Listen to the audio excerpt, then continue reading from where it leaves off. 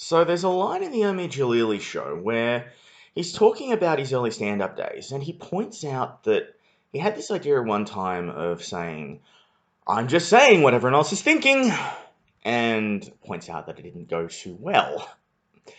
Now, there's recently been a lot of controversy around Bill Maher's comments regarding Stan Lee, and I kind of wonder whether it's the same thing going on here. Kevin Feige even came out when he was talking about Eternals, as some YouTube reporters have noted, that he was saying that he was glad that no one knew because it was just like Guardians of the Galaxy. And then referred back to when Kevin Feige had said some people don't know who the Avengers are, don't know who Iron Man is, and people would go, hang on, how the hell does anyone not know who the Avengers are? But some people out there are like that. Some people are like, who the hell is Stan Lee? Some people have the attitude of comic books are only for kids. And so I don't know whether it was deliberate. I don't know whether it was absolutely sincere what he was saying. But I think it was necessary. And everyone getting outraged now is precisely why it was necessary. The fact of the matter is that a lot of people in society really couldn't care less about comic books. A lot of things like comic books, movies, gaming, great example of it. Gaming was very much a social outlier culture until, the likes of Call of Duty and 1,000,001 first-person shooters came out. When those things came out, it became a lot more mainstream, and, gaming became a lot more of a jock thing than a geek thing, for example.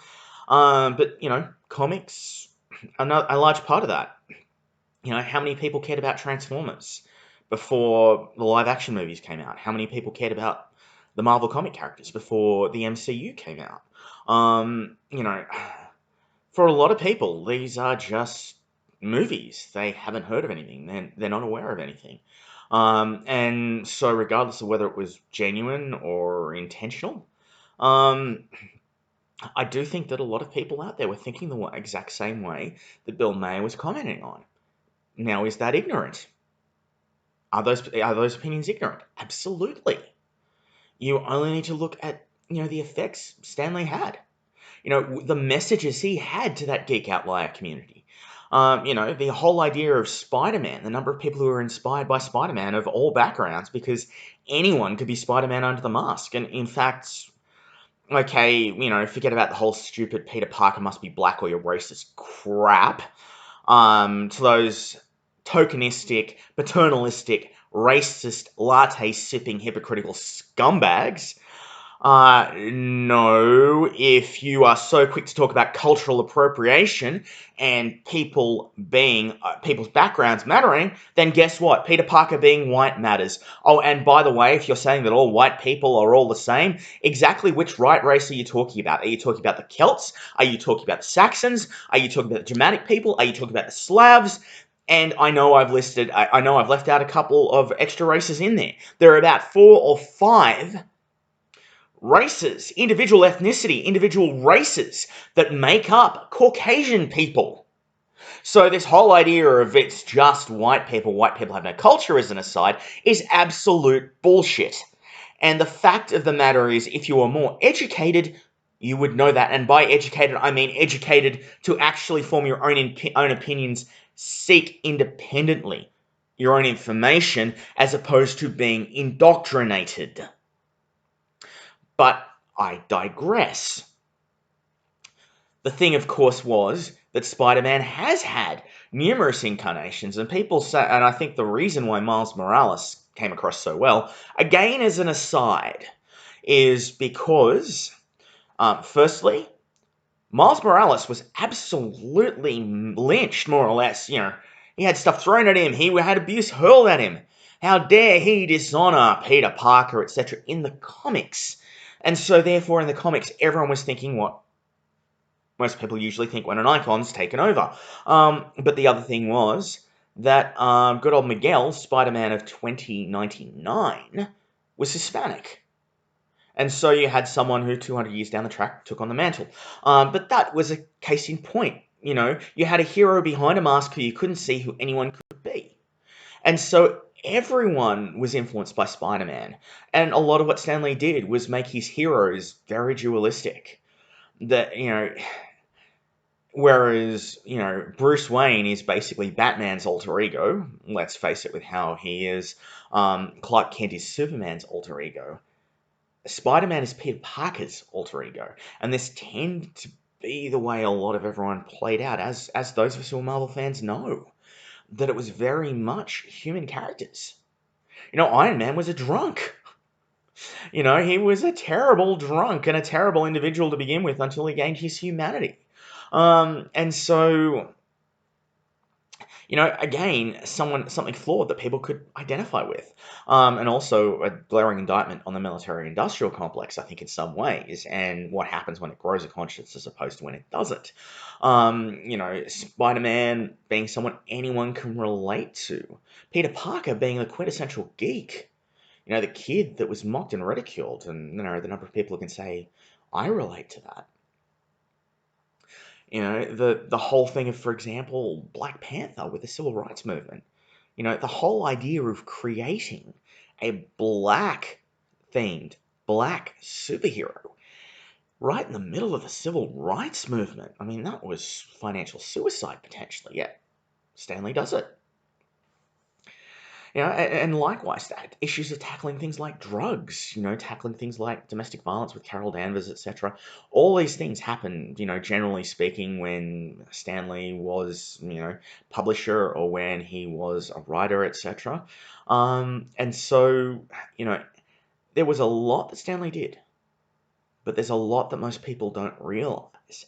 And so, there are going to be plenty of people out there go, oh, the creator of Spider-Man died. That's sad. But it doesn't mean the same thing that it does to us. Those who grew up with Marvel, those who maybe were outliers, those for whom comics, for whom TV series, like everyone forgets that Marvel's Sunbow, for example, a lot of the 80s cartoons that influenced people, were Marvel as well. So, whether indirectly or directly, Stan Lee had a hand in those as well. There is so much that was there. And so, it's utterly disrespectful what Bill Maher said. But you can bet your bottom dollar that a lot of people are thinking it. And so, at the end of the day, the very fact that the outrage is out there, and rightly so, and people basically coming out and saying, what the hell is wrong with you, I think is absolutely warranted.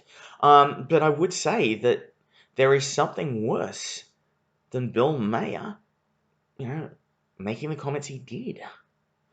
And that is that no one brings up the attitudes of those people who are going, who the hell is Stan Lee and who cares?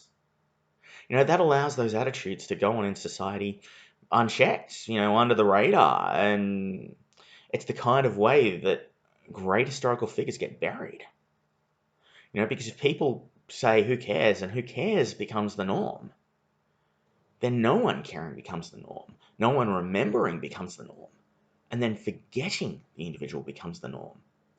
Now, I think the gospel according to Mark with a C, when Mark did a video just recently, he said that, Bill Maher will be a footnote in history, and maybe he will.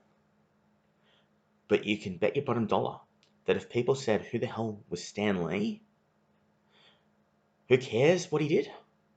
Stan Lee would be one too. And he deserves better than that. He deserves his fans to remember him. He deserves Marvel Comics to basically the old style ones, back when stories mattered, not when it was a case of we are progressive because we have a token X character, which, by the way, is what I hate about the new approach. Honestly, if you want to make a memorable character, do what Dwayne McDuffie did. If you want to represent a character of a certain minority, make an original, compelling, amazing character, someone that draws people in, someone who incites empathy, and have them simply being of X minority status. Not this is the X token character situation. People hate it. People know they're being talked down to. People know they're being dumbed down. And if you want to look at the success of the great character who just happens to be X situation, look no further than Static. It's worth noting that in all the DC comic cartoons of the 90s, there were 3 characters that got a cartoon. Pardon me. One was Batman. One was Superman. Small surprise. The third was Static Shock, beating out Green Lantern, The Flash, Wonder Woman, Martian Manhunter. Yes, they got that appearance in Justice League, etc., but that's ensemble. That is not a solo cartoon. Everyone, including Wonder Woman, was beaten out by a newcomer on the block that was a compelling character that just happened to also be a minority. And that is the advantage of what Stan Lee brought, and I would call that the Marvel way. I would say that Dwayne McDuffie, growing up on comics and bringing that sort of thing out, for example, being a kid in the 60s, for example, Dwayne was going to be influenced by a lot of what Stan Lee brought out, as well as the DC stuff. And so, the idea of the compelling regular person, the Marvel way, that's what Stan Lee brought in. And that has ripple effects. It influenced, for example, like Dwayne McDuffie, for example. It had that influence. You've got other influences out there, people being so strongly influenced by people going into comics that might not otherwise have. But I want to talk about one of the big ones right now. Suicide is a major problem in our society. It always has been, but it's getting worse of late. And the thing about suicide is, it's when you lose hope. And sometimes you're popular, sometimes you're not. But in a lot of cases, you can be an outlier. Have no one, it's very easy to kill yourself when you think you have nothing and that no one will care. Stan Lee went on record as saying, "I don't have fans, I have friends. I have all these good friends," even when he'd left Marvel Publications, when everything had shut down, when he was being abused horribly by so many people who were close to him, which is horrific. And he had all these friends. Now, a lot of these friends wouldn't have had friends growing up. They would have been bullied, some of them would have been abused. How many of them, I wonder, out there could have been a suicide statistic, if not for something they read or watched, or took in some way that made them feel like they weren't alone, made them feel like they mattered, and made them feel like if someone who they'd never met, who treated them like a friend, some amazing publisher guy somewhere in an ivory tower, the Marble Towers, but not an ivory tower because Stan Lee wasn't like that, in New York, sometimes half a world away, could care enough to write a character that identified with them and be proud of that, then maybe they weren't so worthless after all. That's Stan Lee's biggest legacy. Geek culture going mainstream is his legacy. And therefore, geekdom being mainstream, being somewhat acceptable, being less of an outlier thing, is Stan Lee's legacy. Stan Lee changed lives for the better. Whether it was inspiring people through an amazing story, whether it was encouraging people to think about social issues, or whether it was people getting an identifiable character who they could feel a little less alone with. And if we want to look at an example of Stan Lee doing this kind of thing, look at the interesting twist of the Hulk, who was based on Frankenstein, and an effort to make Frankenstein humanized and identifiable with. This was a man who went out of his way to make the world a better place with his stories. He said he just wanted to entertain people, but let's be honest, it was more than that. It was a lot more than that. And what he gave to the world shouldn't ever be understated. And the world owes it to Stan Lee to make sure that his characters and his stories, even if Marvel died tomorrow, are kept in the social consciousness. They are remembered and 12 years, not 12 years, why am I saying 12 years? But, 200-300 years, people are picking up a Spider-Man in the same way that they might pick up Cornell, Asimov, Clark, or Heinlein now. And and Philip K. Dick, of course, is the one I should never have ignored. But there's someone I'll have missed in the sci-fi community that sci-fi fans won't be happy with. J. Michael Straczynski for his TV series, etc. Yes, Babylon 5 is awesome, Sheldon, and you suck for not liking it. Bazinga! But to bring this full circle, and yes, this has been another long rambling video, and I don't care. Bill Maher's comments were necessary because those opinions, whether spoken or unspoken, need to be challenged. And those people that, with no ill intent, think, what's the big deal about Stan Lee dying? Who cares? It's not like he did anything major for the planet. They deserve to have those opinions challenged. Because if those opinions are challenged in a kind-hearted and kind manner, then the people who have those opinions currently will have their minds open and their minds blown. And they will either feel as we do, or they will empathize with why those of us who feel the way we do feel that way. And so whether Bill Maher was genuinely ignorant, whether he was a genius in this case and inciting the very response that he wanted to incite, either way, what he did was necessary. And we owe it to Stan Lee to make the world know why his death matters, why he mattered to the world, and the lives he changed for the better.